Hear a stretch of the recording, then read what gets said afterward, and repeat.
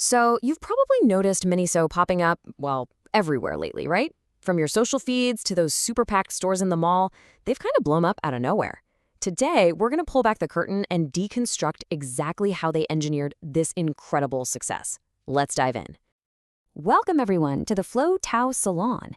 In this explainer, we are digging deep into the marketing genius of MINISO, a brand that has absolutely mastered the art of creating viral buzz. And all of our insights today, they come from a fantastic deep dive report by Social Research. They analyzed every single marketing move MINISO made from June to December of 2025, and giving us this incredible inside look at their secret sauce. Okay, and this is where the story gets really juicy. Because right in the middle of that period, in August, something happened. Something that completely changed the game for MINISO. This leads us to the big central question. How on earth did a brand like MINISO rack up 56 million social media interactions in just 1 month? Seriously, this wasn't just a bit of good press, it was a full-blown viral explosion. So, what was their secret? I mean, just look at this graph. See that blue line? That's Weibo. In August, it just goes vertical, like a rocket ship, while everything else stays pretty much flat. This tells you right away this wasn't an accident. This was a targeted, perfectly executed campaign that hit the bullseye on one specific platform. So to figure this all out, we're going to break down their strategy into 3 core pillars. First, how they use celebrity power to create that initial explosion. Second, how their IP universe keeps that fire burning. And third, how their destination retail strategy turns all that online hype into actual sales. And then we'll wrap it all up with the 3 key takeaways you need to know. All right, let's kick things off with Pillar 1, celebrity power. This right here is what lit the fuse. And MINISO didn't just pick any celebrity. They went for the ultimate fan magnet. Their strategy was actually pretty simple, but totally brilliant. They tapped the massively popular boy band Teens in Times and made them global brand ambassadors. But here's the key. They focused the entire announcement on Weibo, the platform where the group's fanbase is the most active and, well, the most passionate. This wasn't just an endorsement. It was a calculated move to activate an entire community. And the result? Get ready for this. 56 million interactions on Weibo in August alone. Just let that number sink in for a second. This wasn't a slow burn. It was a wildfire sparked by one single announcement. And if you need any more proof, just look at this word cloud from all the social media chatter. What are the 2 biggest phrases you see? Spokesperson and Teens in Times. It's so clear. This campaign didn't just contribute to the conversation, it was the conversation. And this fan comment, it just captures the power of the fan economy perfectly. It's not really about the product, is it? It's about supporting their idol. MINISO gave these fans a direct way to show their love, and in doing so, they turned all that passion directly into profit. Okay, so a massive viral moment is one thing, but how do you keep that momentum going? How do you stop from being a one-hit wonder? Well, that's where Pillar 2 comes in, the IP universe. This is MINISO's secret weapon for the long game. This is where MINISO's real genius kicks in.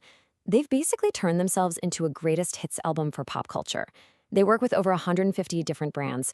We're talking huge names like Disney and Sanrio to create this constant stream of new limited edition stuff.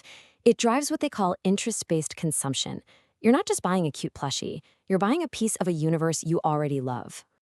And does it work? Oh, yeah. At their flagship store in Shanghai, a whopping 83% of all sales came from these IP-branded products. That proves this isn't just some cute gimmick. It is the absolute core of their business. And you see it right here in comments like this one. It's that too cute factor, it's irresistible. It creates this almost compulsive need to buy and collect, turning a one-time shopper into a loyal fan who's always coming back to see what's new. So, you've got the online buzz, you've got the must-have products, but how do you turn all that hype into actual, cash? How do you get people to open their wallets? That brings us to the final piece of the puzzle, Pillar 3, destination retail. MINISO's answer is to basically throw the old retail rulebook out the window. They're not just building stores, they're creating MINISO lands. These are immersive, super Instagrammable playgrounds that feel more like a mini theme park. Every corner is designed for a photo op, which brilliantly turns every single customer into a potential social media marketer for the brand. And the payoff is just wow. The Shanghai flagship store pulled in 16 million RMB in a single month. To put that in perspective for you, that's over 2 million US dollars from one store in 1 month. It's just incredible proof that creating a great real-world experience is a massive sales driver. And this comment, this is everything. The customer doesn't just say, "Oh, it's a nice store." They say it feels like entering a candy world. That's a pure emotional reaction. And it's that feeling of joy and discovery that gets people to not only buy, but to share their experience, creating this perfect, self-sustaining loop of hype. Okay, so let's zoom out. We've looked at the three pillars: celebrity power, the IP universe, and destination retail. Now let's tie it all together and figure out the three most important findings from their entire playbook. What's the big lesson here? The best way to think about it is like a three-stage rocket. Stage 1 is celebrity power. That's the massive booster that creates the initial explosive launch and gets everyone's attention. Stage 2 is the IP universe. That's the sustainer engine that feeds the fire and keeps the rocket climbing higher and higher. And finally, stage 3 is destination retail. That's the payload, converting all that heat and momentum into real-world sales and lasting brand loyalty. Every single stage is crucial. Which brings us to our final thought, and it's a big one. This high-cost, high-reward strategy, we're talking huge celebrity contracts, expensive IP licenses, massive flagship stores, it has clearly worked wonders for them. But is it sustainable? Or is MINISO making a really risky bet that relies just a little too heavily on expensive, temporary hype to keep the whole thing afloat? Now that is something to think about.